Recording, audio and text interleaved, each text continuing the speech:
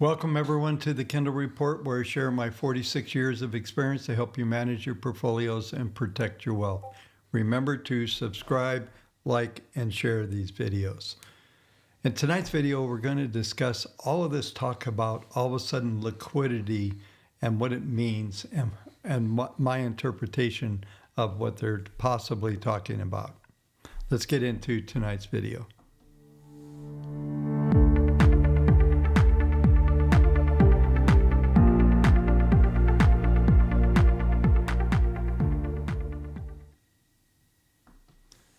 Well, hey folks, 3 days in a row.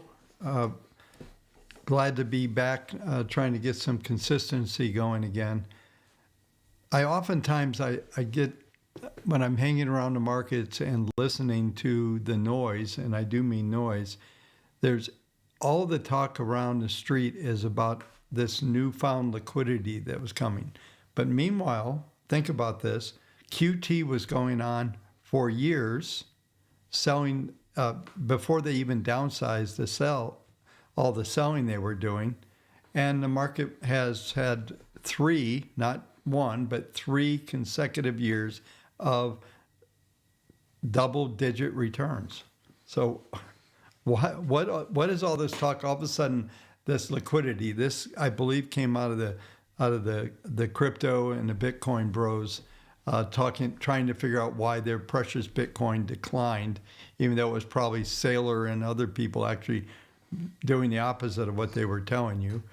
There were more sellers than buyers. That's why Bitcoin was declining, not because illiquidity, none of this stuff. I don't even understand the concepts. I read a number of people, and it seems that the thing that's been happening, and this is with all media, so the financial media catches onto a story. That makes sense. So they just go with it, and they just keep talking about it and talking about it until the day they realize that it was no real story there. And there's no newfound liquidity because QE stopped yesterday, and all of a sudden we're flush with it.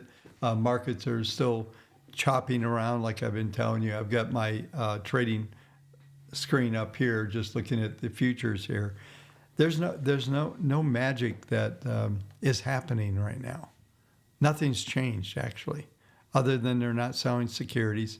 We've reached the balance sheet level that they were targeting probably for 2 years, and they're doing everything so cautiously because the Fed's been so wrong for so long. They're afraid to press anything too much. If they would have actually got the yield curve shape done that I've been talking about for the last 2 years, in the first year or even 6 months would have been easy. You literally only had to do probably 250s and a couple quarter point drops, and you would have been there. And they would have got the curve where they want it, and the system would be running much better than what we've seen. And so I'm sure somebody's going to come on here and explain to me why liquidity is different and why it matters. And we had a 16% rally off the low while quantitative tightening was happening just recently. So I'm not sure what this narrative is, other than it's a typical noise that comes into the system from the standpoint of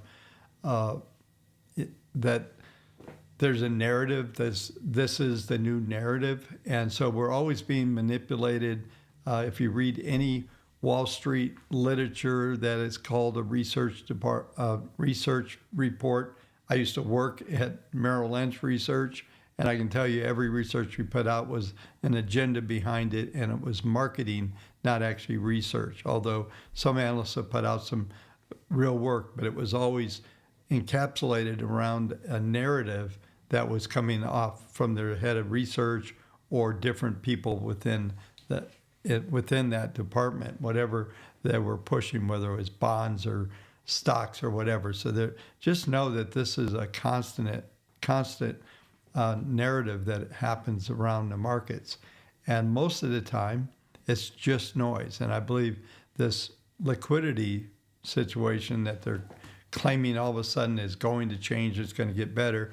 That's Tom Lee and Saylor and all these guys that just got hammered for billions of dollars that are now trying to tell us they figured it out, right? This is how it works. So I always get, I guess, a little negative and a little, I guess, disbelieving of these narratives that are pushed out there, especially when everywhere you go, it's out there, right? So we saw, look at the awareness just on X. Maybe it's just the people that are getting fed to me on my thread.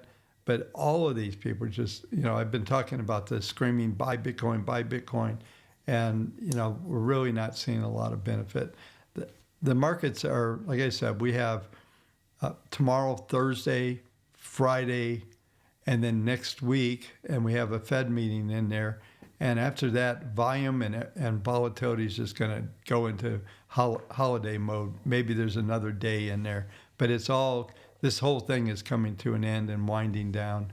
Maybe there's no reason for tax selling. Maybe some people will do some harvesting of some profits or something like that. But it doesn't appear, as we sit here right now, that there's any big narrative that is setting up that is going to send us up or down.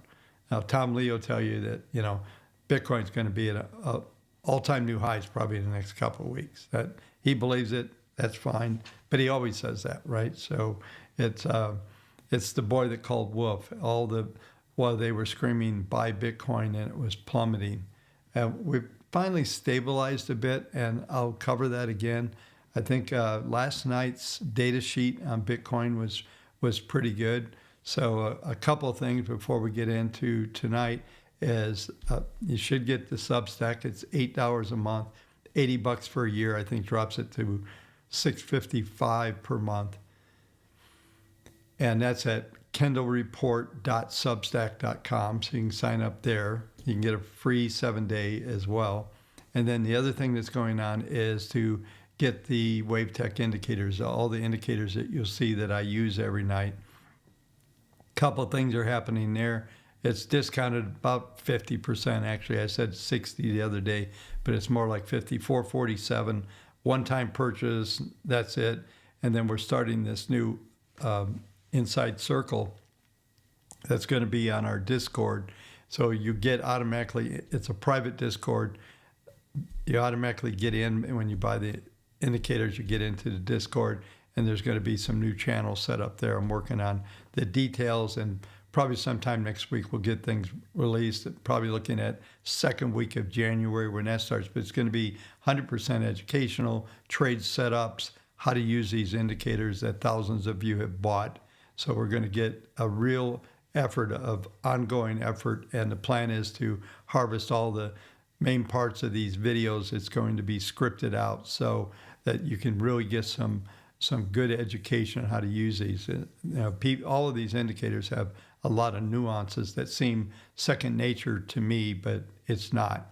So, I've had the opportunity to work with a lot of folks on our Discord and get a good feel for things, but we're going to light all that up. So advertisements are over, but make sure a couple of things that happens. This is going to support the community and everything that I'm doing. I have been really disrupted the last couple of years. I had a major family event that was going on, and it's time to move on with life and move on. So, okay, so let's get into a little bit more of what's happening from the standpoint of I should tell you how to get the indicators, right? www.kendallreport.com/indicators24. Okay, so make sure you check that out. There's actually some new videos about to go up on that link as well, probably later tonight. All right, we're done with that stuff, but let's really just talk about what I think is trying to be. The noise has been pretty loud on Bitcoin. The noise has been loud on the Fed ending QT, which actually they had already cut it back substantially. This isn't a thing, folks. This is not a big deal. This is nothing, okay?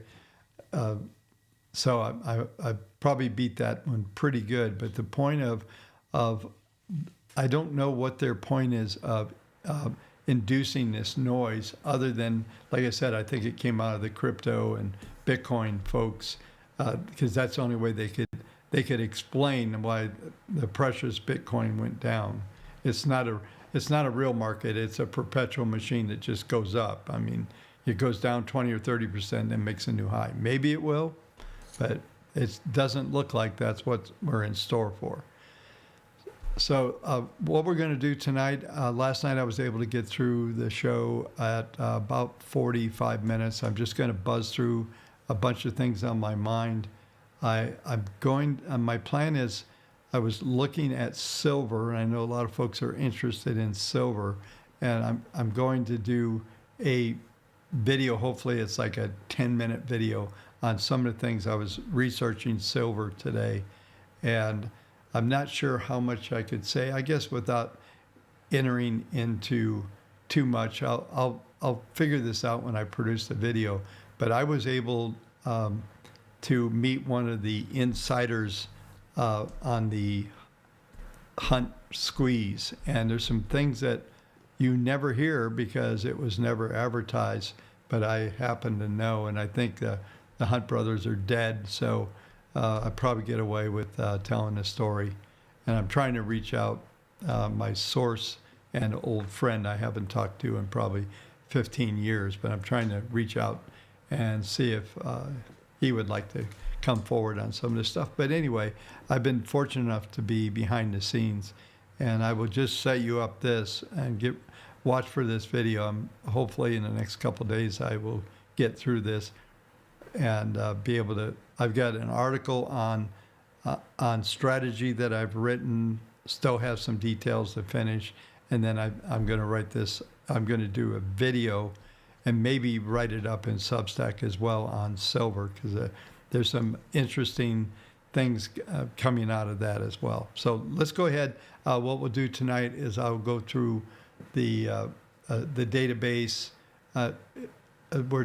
Let's see, it's a little bit after quarter after the database should be updated. So we'll do the database. We'll go through the indexes. They're really pretty boring right now, and I think we're just going to get into holiday mode. So I'm looking for other aspects and things that I can talk about as we set up and working toward going into 2026. And I am also in the process of writing the annual outlook that I do every year as well. So I'll be serious on that next week for sure. I kind of want to wait and see what the Fed does, and then I'm going to crank on that, and I'll have it out by New Year's Day is the plan at the moment. All right, so let's go ahead and get over to I'm just checking to make sure the database is completed and run. And it looks like, yeah, it looks like it is completed. Yeah, all done. So let's go over and go into the research mode here. We'll go into research here on WaveTech. So if we come up here and go to research, we're going to go to the daily models. They update every day. And let's just see where they ended up. We get a decent amount of buying out of the day today. So we get basically about 1,200 new buys, only about 165 or so. I'm rounding numbers. So we had a very bullish run. We're up to 36.31.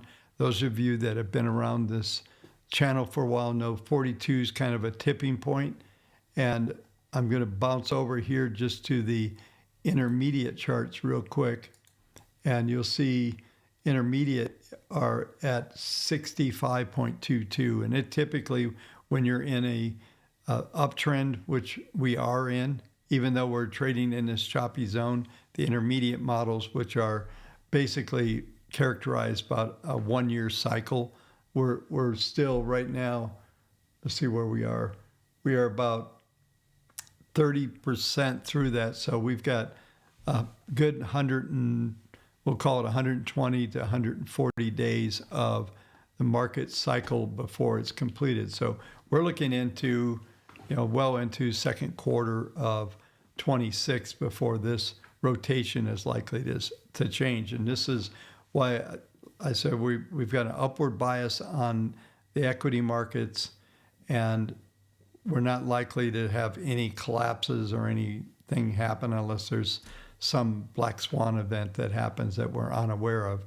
But normal markets walking forward, none of the market statistics we're likely to see is going to trigger anything that is going to be, catastrophic other than some unknown event. So we're going to chug along. We're consolidating right now. And I still have live targets out there for 7,100, 7,300. So now I sound like Tom Lee. I think those are his objectives, but they're not going to happen by year end, okay? Those are things that are going to happen sometime first quarter of 26 probably. We'll see some of those targets mentioned. And I said something. I want to come back on screen so you folks can see me, and I'm going to look at you and tell you this, but I think we have a potential for 5 to 8 years of consecutive double-digit returns like we've had for the last 3. I don't think this thing's over yet. We're still seeing positive rotation on a database I was just showing you. This market is an opportunity of a lifetime. You younger people that have some capital to be able to play in here, you want to get into places where you slow it down, not day trade all the time, stop trading indexes and start. One of the other things I plan on doing most likely within the inner circle is also building some portfolios and going through some wave tech aspects and how to use our portfolio manager tool. But I'm telling you that if half of the capital investments that have been signed off on from across the planet, that all these capital investments are coming in the U.S. I've talked about this before. We're in that, what I call the infrastructure build out. So you're building the centers, you're building factories, all that stuff really doesn't start probably until end of first quarter of 26, maybe second quarter of 26. But next year, by the time we get to where we're sitting right now, we get to December of 26, we're going to know the reality of these deals, what kind of cash flow, what kind of projects are coming alive. And that'll be what I call the infrastructure build out. And then once we get through that, we'll see the second phase, which is the ROI on the build out. Some of these projects are 2 and 3 years. There's projects that are so big that it's even hard to talk about how big these projects are. So it's going to be, my opinion, nearly impossible to see markets decline with that kind of money flowing in capital investments. And so it's, as far as any major top and liquid, all this stuff, will the liquidity be there? Of course it will be there. But I'm going to talk about a lot of these things in the annual report, because looking forward from my viewpoint, and this goes, you can even go to the Substack and you should be able to find the 25 outlook. Take a look at that. I'm going to run that report, put it in probably Claude or something, and ask it to rate that report that I wrote last year relative to what I said was happening and what things actually happened. So I'm going to do some self-analysis on that, and then we'll walk it forward. Because actually 24 and 25, both of those years, I was unsure that we were going to get a double-digit return this year, especially if you look at the April lows. We had basically a 40% rally rounding off of those April lows. I mean, that was, people talk about bull markets 20%. We have 40% off of that low. Markets got so negative, the TDS was running everywhere on the tariffs and all that. But I just want to make sure people understand. I think what we're in is a lifetime opportunity, and this is the ground floor, I think, where we'll end up going, barring any kind of weird wars, disruption, black swan. Markets run normally, you're going to see an era like you've never seen before. I'm actually talking 5+%, maybe as much as 8% GDP as we get deep into this cycle. This thing is just beginning. It's spewing out all this bullishness, but it's pretty obvious if you look at what's going on. And I'll do probably, I'll cover all the long-term stuff in the report. So back to analysis here. This forward looking right now, like I said, we've got at least 120 to 180 days of potential forward looking returns just on where the database is configured right now. We've got, it's fairly narrow. We got 7 sectors long intermediate, and we're looking at what, about 43 of the groups. And so, like I said, I'll be going through a lot of this stuff as we go forward. My goal is with this channel is still sticking primarily with the macro, and we'll see. I'm not sure I'm going to do every day like I'm doing right now, but it feels good. So I'll probably stick with this until we get the inner circle and get some of these other things rolling, because that's going to be pretty exciting on the educational side. And I have to say, I did not do a great job of rolling you folks into the indicators. I'm about to change that. So that's why the inner circle, but that's also a place to do videos for education. And I'm also starting a podcast, and I'll tell you about that when it's appropriate. But all of this market where we are right now, it's very solid in the trends, the things that are likely to happen. Probabilities are high. Most of you people should know. People like to always go, "Oh, you said this 4 months ago, 3 months ago," but it's going to change with the dynamics. If we get a market hit and we get liquidation on some of these models, things could change. But as it sits right now, looking forward, it's Goldilocks time. Not too hot, not too cold, just right. And it looks like that will continue. So let's go ahead and let's get into the indexes. This daily S&P. So we'll run through these pretty fast. And it's interesting because we got this little downtick today, but the positive momentum. Right now we're at 20.24, and 0.25 is a trend mode. So we're still in trend mode. But if you look at the algos here, where my cursor is, what we're looking at happening is actually a momentum's going to dry up a bit, but this is more of the end of the year scenario than anything else.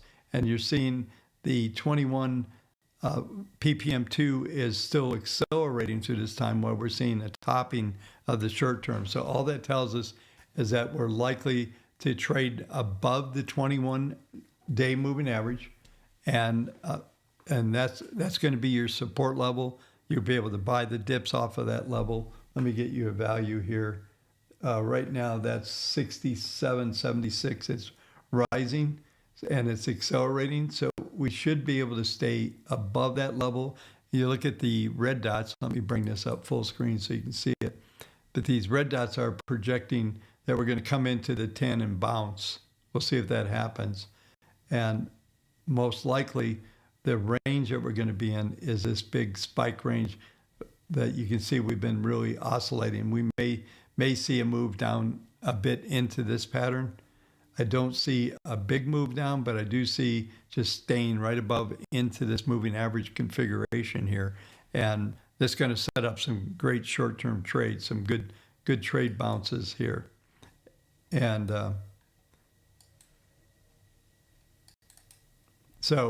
and everything, I'm not sure what's going on my screen, but everything looks like right now it's going to continue to just waffle along those lines. So look at the daily market grid. If you have the indicators, the market grid is, it's like my mouse is stuck here. Hang on.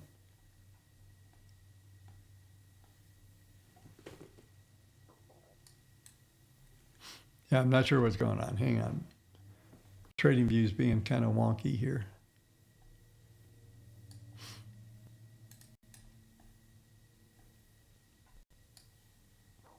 Okay, so what we're seeing is just waffling along these moving averages. Let's go over to the Nasdaq because it's going to give us. So the buy the dip is going to be somewhere between the 10 and 21 moving averages. Should be the same on all of these indexes.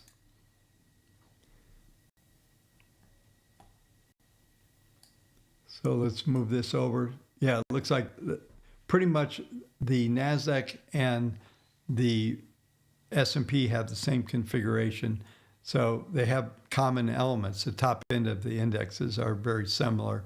The Mag 7 and the top 30 have a lot of similarity. I always call these two indexes cousins of each other, with the Nasdaq having a higher beta than the S&P. But as far as these markets go, it's interesting because we do have some upward objectives coming in. 25,146, 27,000 even, 27,529. Those are new fib objectives. We probably stay right below this 26.5. We'll round it off. We should just waffle in there, move through this month. This is a daily, so as we move through this month, we should stay within those parameters. There's some probability to print a new high both on the S&P and the Nasdaq, primarily because of the database, intermediate database at that 65% level has got plenty of players in there to move these indexes higher. So higher is still the direction. I think it's a flatter angle of attack than what we rebounded off of when we printed down to those lows in November. So we're just flattening out, digesting that, but there's still upward bias on the markets across the board here.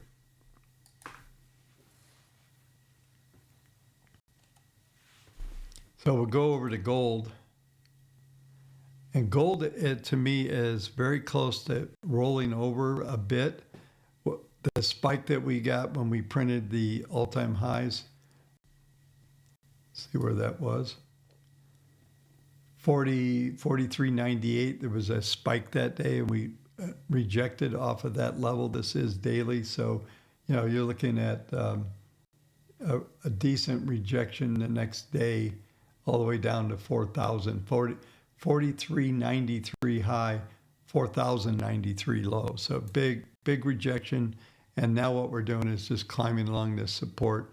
There are some Fibonacci targets here that are suggesting gold could print a new high. But the momentum is waning here, and it looks across the board like momentum's going to flatten out. Once we get through the second derivative, this is the bottom line here on this indicator, that will tell us that we'll get through the 10 and we'll start to head down toward the 21 period moving average. So a lot of these markets are set up exactly the same way, in that the momentum is fading, but there's still enough upward angle of attack, which is the support line, to hold these lines. So 21 on all of these, gold, Nasdaq, S&P, or the 21 simple average. Don't have to get fancy and weighted or do any exponential or any of that stuff, but the simple average should be the representative of the place to play by the dip off of those levels. And like I said, it looks to me that the vol is going to go down substantially from the standpoint of just because of where we are in the year. We're winding down the year, and it looks to me that things are going to stay, at least right now. We'll see what happens in the next couple of weeks, see if the algos pick up any potential move to the upside, but I don't see that at the moment. It looks like volatility is dying, and it's going to stay somewhat flat, I guess, not with a lot of old term on the floor. We used to use VIG, not a lot of VIG in the market. It's just kind of a flat to upward bias on it looks like across the board, all the risk assets. So I'll keep rolling here. We're 29 minutes in. That's good. I'll go ahead and go through Bitcoin, and we'll take a look here.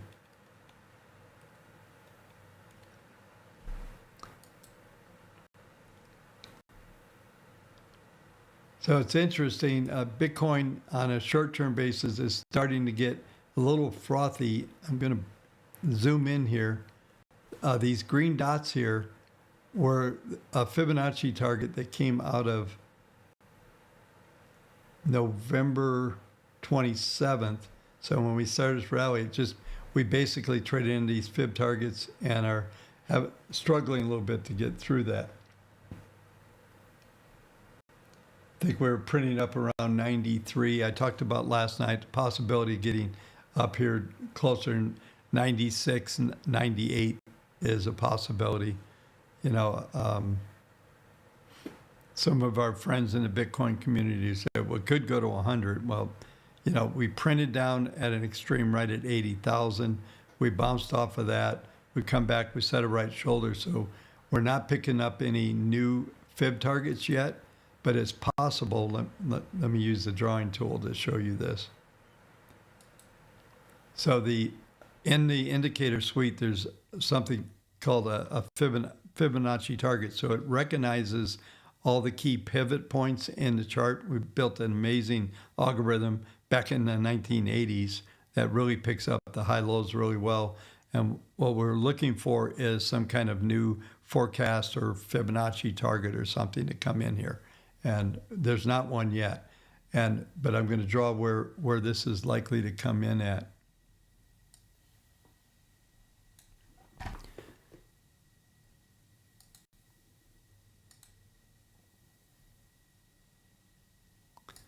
So this is the pattern, a typical right shoulder pattern. We don't have any marks yet to tag these lows, but if we did, then you would have a Fibonacci sequence that was likely from here, which would be,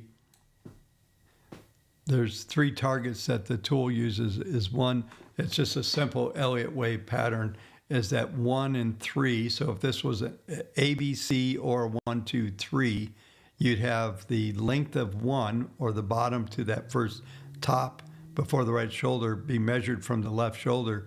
That length would be added to the bottom of the shoulder. Since we've printed above the highs, it's confirmed that that's at least a right shoulder.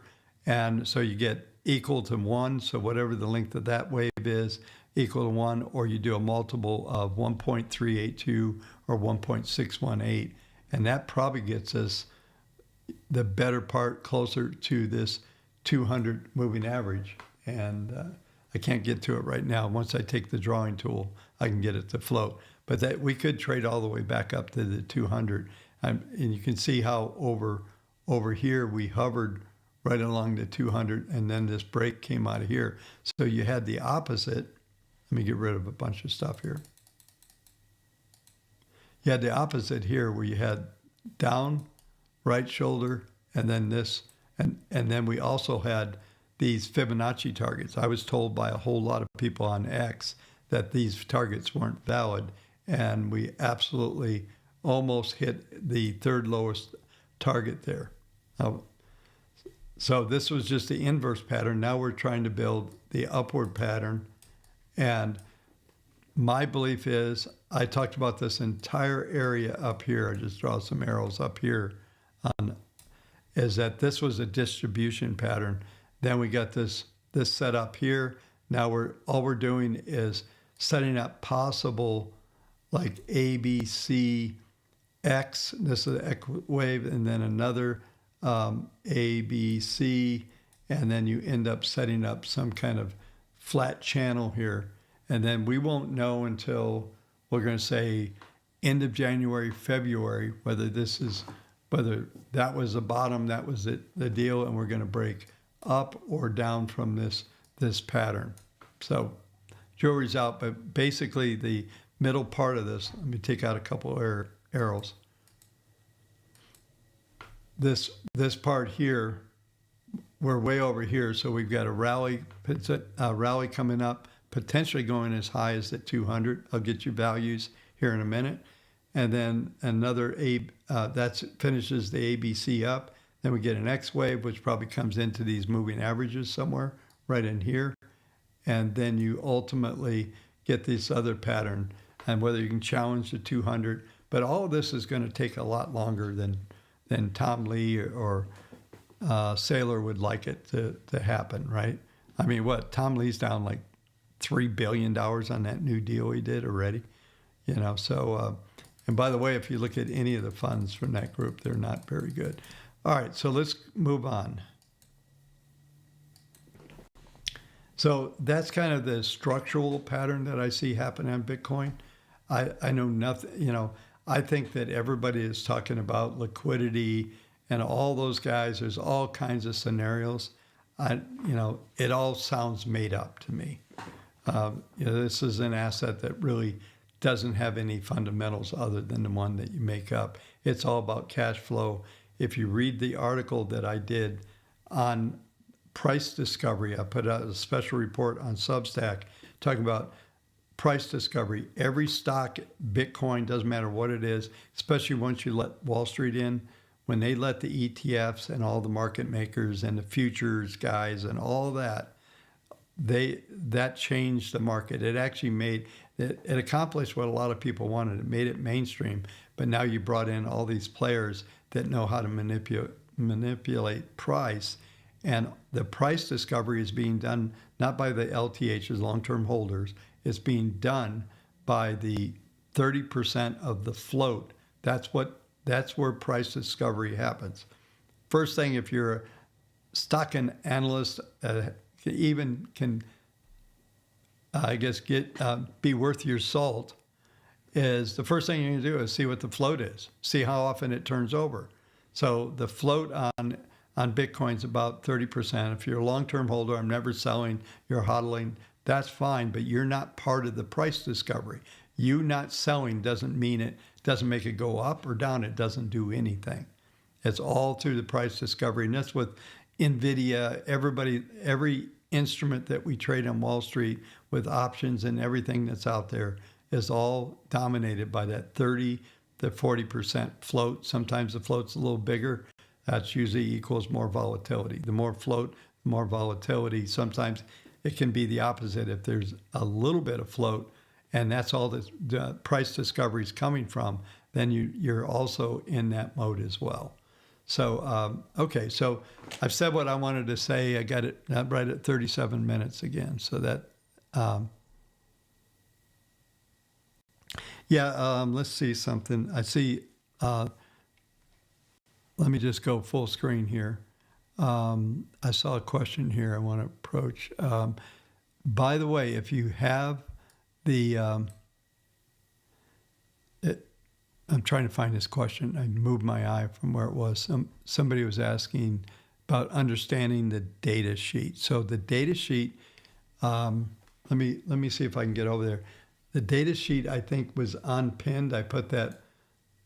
Bear with me 1 second while I bring up something.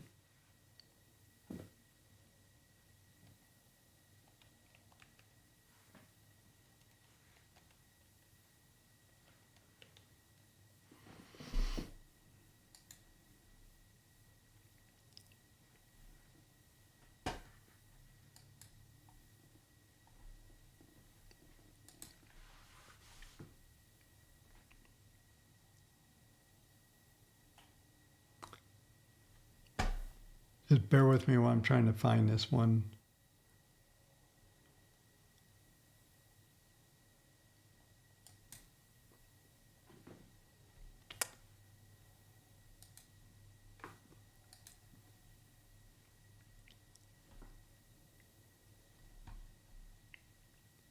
They're not helping me out here. I'm trying to find this thing here. Okay.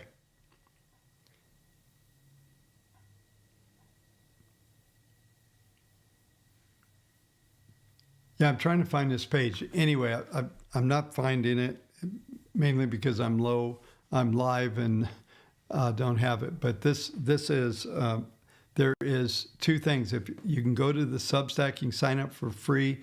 You should be able to search how to use the data sheets. There's actually a 21-page documentation on that as well. and that's subject that's going to be in the inner circle as well.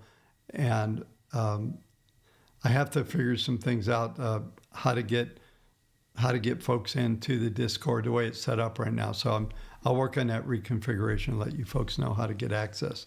But so there is very deep understanding of how to use that sheet. I don't think I did a video on it, but I will be doing a video, because one of the things that will happen, and we're working on it as we speak, is the access, so everybody's going to be able to get access and run your own data sheets on any symbol that you want from anywhere on the planet. We'll see if we run into any kind of issues with lack of data, but you have to have the indicators to do it. And then once you can copy out of the data window, you can copy data. You have to have the 10 indicators on. So it's pretty intense analysis that's going on there. I actually spent about 6 months building that sheet and trying to get it washed out and cleaned out so that you're getting some really good values. Typically it has 2 trades. Right now they're day trades. There's a planned version that will actually basically run swing trade opportunities, and ultimately there's going to be a rebuild of some longer term models, and everything has intelligent. By intelligence, it will explain in areas on the data sheet what you're looking at and what the expectations are, and basically in a small executive summary. So let's see here what else is out there. Yeah, and BTC is in a bear cycle right now. There's no doubt.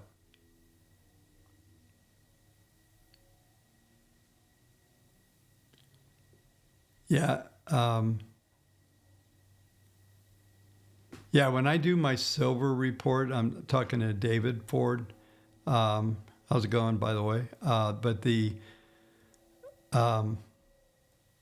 silver always lags gold.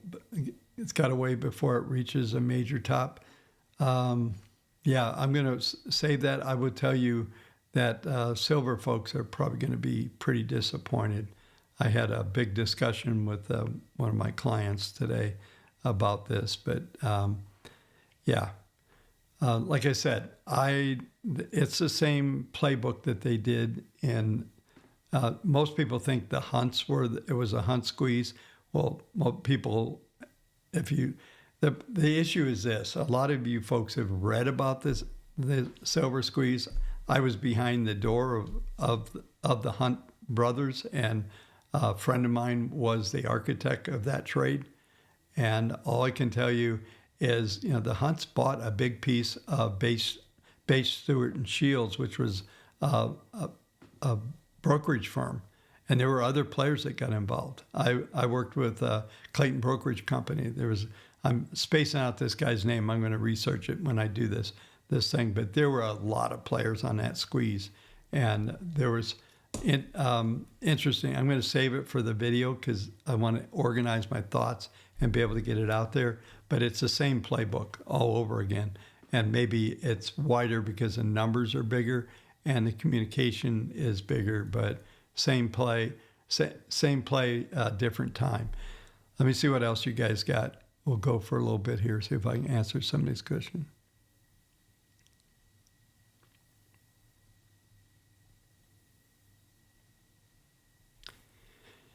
Yeah, we live in a world right now where I don't know what the powers to be. I'll say this. Another David question, but they can't. That we live in a world right now where a recession would be disastrous, so that can't happen. Will we get inflation? Maybe. Do they care? Maybe, maybe not. But we can't. This thing, with what's coming in here, like I said, if half, Trump's throwing out $20 trillion investments, goes 7 to 10. If that happens, there's going to be very difficult outside of some big price location of something to cause this.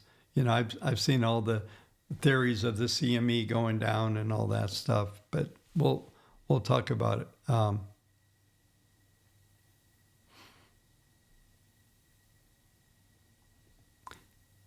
Yeah, so But I can tell you, I see Iron Trader Wall Street. Um, I can tell you, I was very close to signing a deal back in 2005 with Jerry Jones' brother-in-law on doing a deal with that. I haven't met Jerry, but I met other members of the family. Let me just see here. Yeah, I don't use trend lines, so I don't know anything about trend lines. Somebody's asking, what about the trend line that broke on daily and weekly? Don't.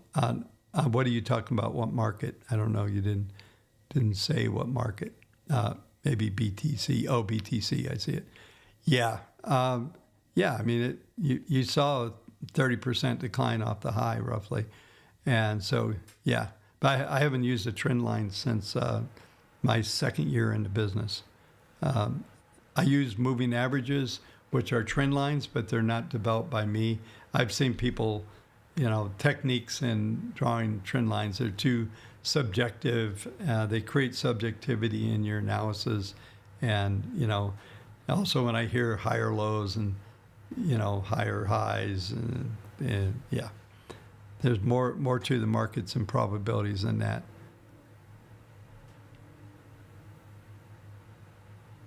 So this is interesting. I'm glad you said this. Iron Trader, I've watched this channel for about a week now and understand why the old dude, me, is against Bitcoin. I'm not against Bitcoin at all. I've traded it. I cover it every day. Why would I cover it if I wouldn't give it the time of day?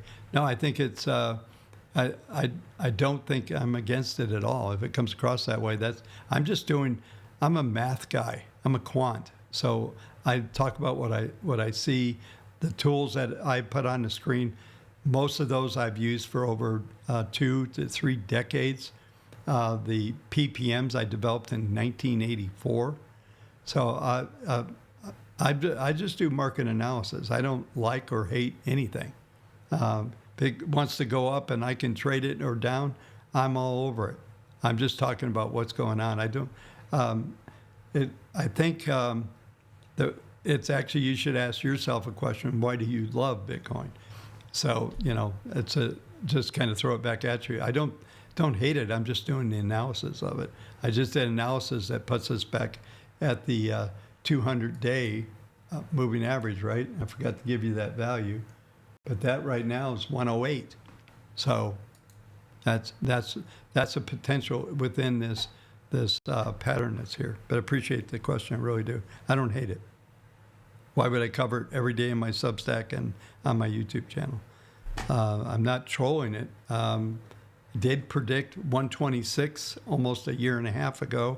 And when it got to 126, people thought I was crazy because I said it was going to somewhere between 96 and 78, and we went to 80. So it's about the analysis. It's not about any of that.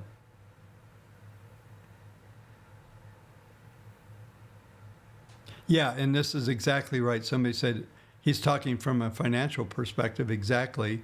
It's about capital movement. This is one of the things that I've said for many, many years is my job is to figure out the cash flow. That's it. I don't care what it is. If it's moving, money's going there, then you need to be moving in that direction. Yeah, so when you have an asset that's been around, what's Bitcoin been around, 16, 17 years? And you start talking about a cycle that's occurred in a very short life of a financial instrument. I've heard the 4-year cycle. That's kind of made up. It happened, but it doesn't mean it's just going to keep going on and on and on. Maybe it does.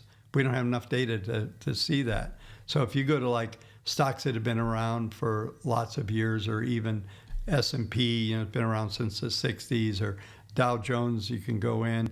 You can go to Dow Jones and go back, way in, pre 1800s. You can actually get data that you can mimic a lot of that. When you get to very mature markets, and cycles have more meaning than they do in these short term, you're looking at not even 20 years of market, and the fact that it did that 4 times that doesn't mean it's just going to go. And this is a problem with a lot of we'll call them new analysts. Most people that are on X or on YouTube aren't analysts. They're just traders that have made up their own ideas. I was talking to somebody about this today. Whenever we're deciding to buy or sell something, we are marketing ideas that are going to help us to make a decision to buy or sell. So we create this narrative inside our head by the and by the people we follow and watch and all that stuff. I don't read anybody else's work. I look at the numbers. I look at the charts that I talked about. In fact, I don't even do any notes ahead of these shows. These are all live analysis looking at the charts. Now, I know the charts because I kind of manually updating them every day. But the whole idea of the 4-year cycle and, the other thing you have to look at, like people like Michael Saylor and Tom in this group, they have an axe to grind. They've got businesses that run off of that. You got Saylor telling you that you can go to $1 on Bitcoin and he's fine. Meanwhile, they're raising $1.4 billion for a fund so they can pay their dividends so that they don't get more liquidation than they've already had. So, you got to look at, I always ask the question, does this guy have an axe to grind? You have to, in analysis, folks, just a quick understanding, as you have to challenge all of your analysis on where you think things are going, and you have to watch for markers that tell you that maybe you're not right. You need to be willing to change that narrative that you've sold to yourself. And when you get too deep into Bitcoin's going to go up because it's scarce and all the ideology, then you're probably in trouble because you're not going to be, you have to violate so many of your ideas to be able to make a different decision that it gets hard and you feel like you're having an affair on your wife or something by changing it. That's a dangerous place to operate from, because then you're going to override those markers that are telling you, I might not be right here, or I need to pull back, do things. And being objective analysis, I tell everybody this. The reason why I built models that are quantitative nature is because I'm a human, just like you guys. Discretionary trading, I say this all the time, is the hardest thing that you ever will do in your life. So it's that marketing, it's the analysis. Did I validate? Did you actually have rules? You just believe in what you want to believe. And that's how a lot of folks do things.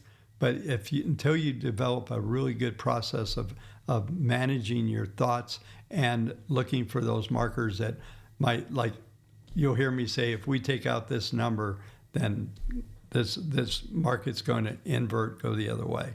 And you have to, when that happens, you've got to have some ideology from what you've learned from the markets. And I've been around for 46 years doing this, and I can tell you that virtually everything that's in Edwards and McGee, wedges, head and shoulder bottoms, tops, all that stuff is BS. Okay, it just is. You know how much money's been lost? People doing that stuff, it's nuts. If it worked, but a lot of young people, we have a lot of younger people that they read things like Edward McGee as if it's a Bible, and it's almost completely wrong. That was the first, I did the same thing in 1979. That somebody said, you got to read this. I read it, and every formation I looked at over the next year and a half or so was wrong. Markets went the other way from what the wedges and all these different setups. I'm like, man, I flipped that book, get it out of my life. And I started, that's where I really went to school back in those days. And we came up in 1983, 84, moving averages and looking at angle of attack. So if you're new around here, I haven't done any of that stuff. That will be a subject that I do a lot, talking about why moving averages work and why they hold sometimes, why they break, why the markets go below or above, all that stuff. We spent the better part of 6 years just studying, trying to figure out that answer. And that's where the PPMs came from and all that. So I'm getting pretty deep. I'm going to fall in a hole here if I'm not careful. Let's look at a couple more questions. Great questions. I appreciate you putting that stuff out there. And it's okay. It's okay to call me an old guy. Just don't call me. The rule is you get banned from the channel if you call me like bad names and call me fraud and all that stuff. Then you don't get to hang around. Let's just see here. Yeah, I mean, 3 touches qualify. Trend line. The problem with trend lines, they're static. They don't change. So that's why I use moving average. Let's see here. One more. Let's see if I can find a good one here.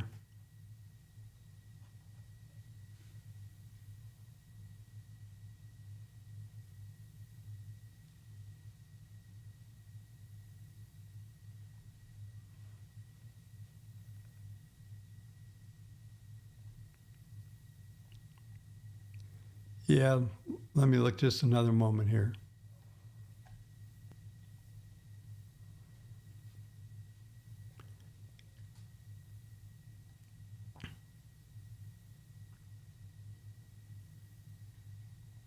All right, well, I'll just close this out. So thanks everybody for being part of this channel. I really appreciate it. So sometimes I get in these little riffs about things.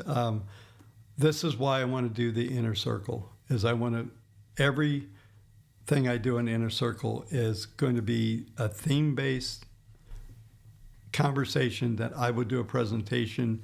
It will be highly, we'll say it'll be scripted, so I follow a flow. I don't bounce all over the place. And then those videos will be captured and edited. And part of, to be completely honest, part of the whole idea of getting, having a small ticket to get in that door is that I can pay people to edit videos and put these libraries and things together. Because my goal here, and then we'll say in the next year, will the inner circle go forever? Probably not. But it's a goal base for me to be able to get a lot of, like, even thoughts here, like talking about price discovery, order books. I mean, I've got a lot of experience. You know, I traded on trading floors. You know, I've been in front of this one screen that's up here on TradeStation. I've used that same screen since 2003, I believe, maybe before that. But I'm so used to looking at that setup on TradeStation. They changed something on one of the new versions. I had to supplement something. But there's a lot of knowledge here. My goal is to get this out for you folks to study and validate yourself, do your own work, and then you can say the old man was crazy or that was a really good technique. I have built multiple trading models. I've managed, through our software, we've managed about $275 billion over the last 20 years. Still manage a fair amount through the software. And, you know, so I try to give this knowledge to you because this is my goal. I start off, you know, I'm here to help you manage your portfolios and protect your wealth. Most people don't even really have portfolios. They're even single trading, you know, day trading. I do a lot of all of that stuff. Love it.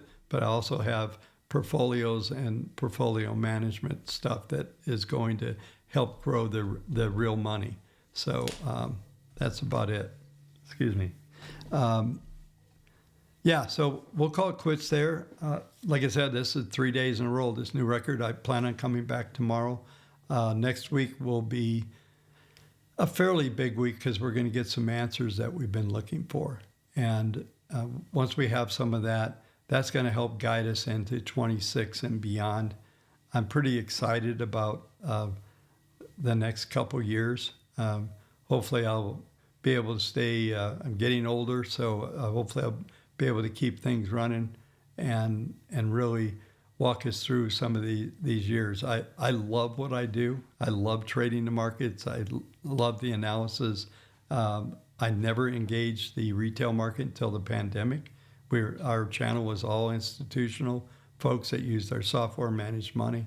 and now we're mixed in, all of us together. And I have to tell you, I've learned a lot from some really smart people in the retail community. You know, I always blow you guys off as amateurs, and the reality is many of you are highly educated and smart and done a lot of really good work, and it's been a pleasure to actually meet a lot of people from this channel.